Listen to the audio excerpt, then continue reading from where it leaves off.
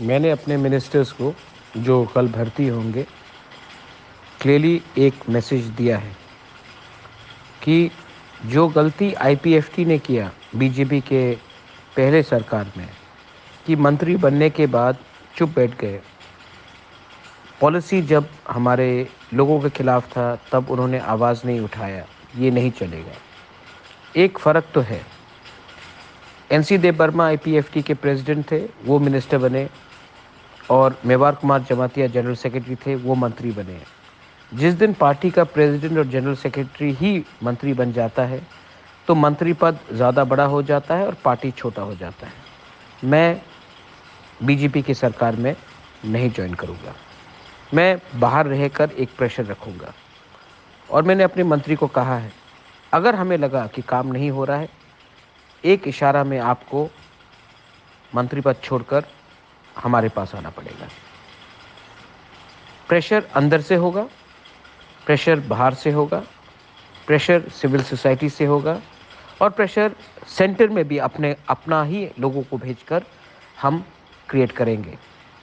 Party important नहीं है, symbol important नहीं है। इम्पोर्टेंट है कि हम किस तरीके से अंदर घुस के प्रेशर रखें कि हमें अपना ज़मीन का, पॉलिटिकल राइट्स का, फंडिंग का, लैंग्वेज का, स्क्रिप्ट का, कल्चर का, ऐतिहासिक का करेक्शन मिले। अमित शाह ने पहला मूव किया है कि उन्होंने स्वीकार किया है कि गवर्नमेंट ऑफ इंडिया से गलती हुई है, आगे का रास्ता देखना है। लेकिन हमें हर तरीके से, हर तरफ से, अंदर से, बाहर से, सब जगह से प्रेशर रखना है। कैबिनेट के अंदर हमें प्रेशर रखना पड़ेगा, ये 2 मंत्री के थ्रू। आज पहली बार है कि 11 मंत्री में 5 तिपरासा होगा। संतना, ऋषिकेतु, अनिमेश, शुक्ला और विकास, सब तिपरासा है। पार्टी अलग हो सकता है लेकिन सब तिपरासा है। प्रेशर कैबिनेट में आपको रखना पड़ेगा। पार्टी के बाहर, कैबिनेट के बाहर मैं प्रेशर रखूँगा, और सिविल सोसाइटी से भी आपको प्रेशर रखना है। अगर हम ईमानदार रहे तो पार्टी का इतना मतलब नहीं जाता जितना हमारा ईमानदारी मतलब रखता है। तो ईमानदारी से काम कीजिए, एडीसी में काम कीजिए, कैबिनेट के अंदर काम कीजिए, और दिल्ली में भी अपना ही आदमी भेजेंगे जो हमें रुकावट ना दे। सिंबल इम्पोर्टेंट नहीं है। फिर से जो दिल्ली में हमें हेल्प करे, कैबिनेट के अंदर हमें हेल्प करे, एडीसी में हमें हेल्प करे, और जो हमारे लोगों को हेल्प करे, ये सबसे इम्पोर्टेंट चीज़ है।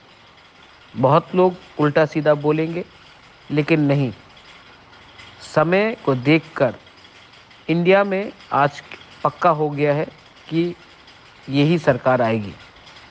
तो हमें यही सरकार से कॉन्स्टिट्यूशनल सॉल्यूशन लाना है। ऑपोजिशन, मैं जितना भी उनको प्यार करूं, वो पावर में नहीं आ रहा है। तो हमें देखना है कि कौन पावर में है और कौन ही हमें हमारा न्याय दे सके। इसके लिए दिमाग से सोचकर हमने ये कदम उठाया है।